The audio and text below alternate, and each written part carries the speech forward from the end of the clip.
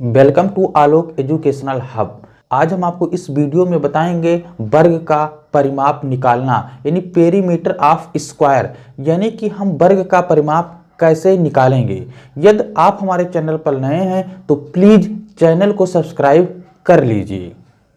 वर्ग का परिमाप यानी पेरीमीटर ऑफ स्क्वायर। तो सर्वप्रथम हम जानेंगे कि वर्ग क्या होता है, स्क्वायर क्या होता है। तो चार समान भुजाओं से घिरी यानी क्लोज्ड आकृति जिसका प्रत्येक कोण 90 अंश का हो वर्ग कहलाता है। यानी कि जो वर्ग होता है, स्क्वायर होता है, जो चारों भुजाएं होती हैं वो बराबर होती हैं तथा प्रत्येक कोण 90 अंश का होता है, तो उसको हम वर्ग यानी स्क्वायर कहते हैं। तो आज हम आपको इस वीडियो में बताएंगे वर्ग का परिमाप निकालना। तो वर्ग का परिमाप क्या होता है, चारों भुजाओं के लंबाई का योग ही वर्ग का परिमाप होता है।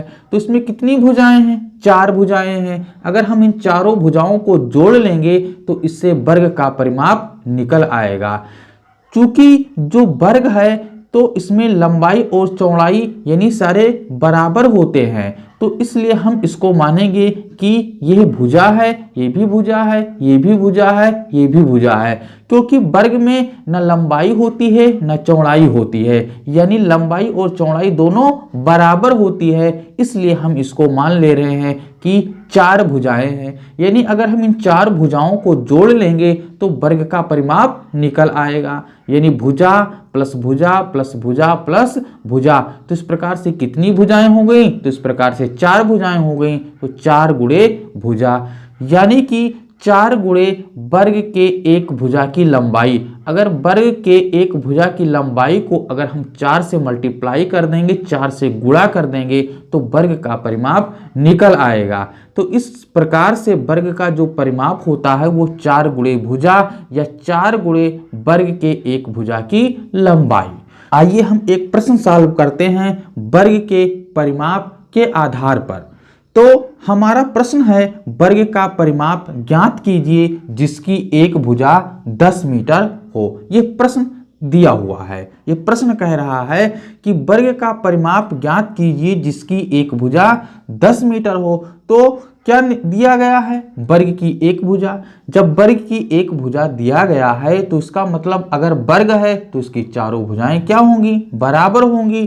तो हम 10 को चार बार जोड़ लेंगे, यानी 10, 20, 30, 40। तो इस प्रकार से वर्ग का परिमाप हमारा 40 हो जाएगा।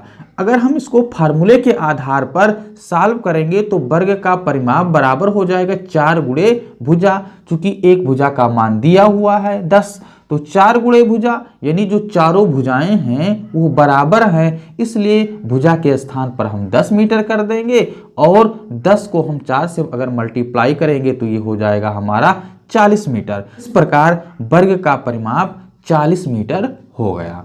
अगर हम इसको ऐसे जोड़ेंगे तो 10, 20, 30, 40, यानी जो वर्ग है इनकी चारों भुजाएं बराबर है, यानी 10 को अगर हम 4 से मल्टीप्लाई कर देंगे तो ये हमारा 40 मीटर हो जाएगा, जो कि हमारा वर्ग का परिमाप है यानी पेरीमीटर ऑफ स्क्वायर है।